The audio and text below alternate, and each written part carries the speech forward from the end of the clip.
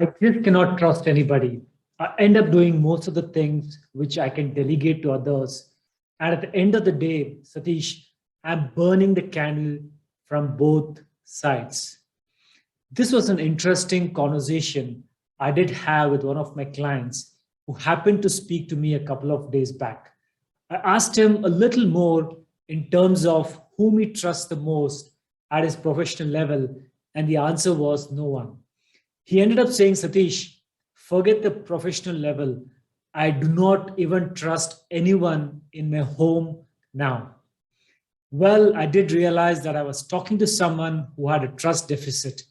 Yes, it can happen to anybody at any point of time in life. Sometimes environment or life incidents can shape a world, and we might end up doing things which otherwise we are not inclined to do.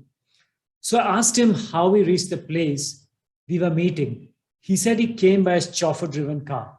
So I asked him how did he trust his chauffeur to bring him to the venue we were meeting safely.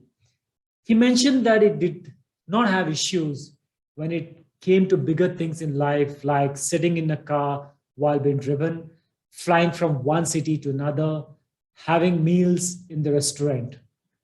He did acknowledge that his trust level became extremely low when it comes to interacting with people one to one. This was a great step he did take in the right direction.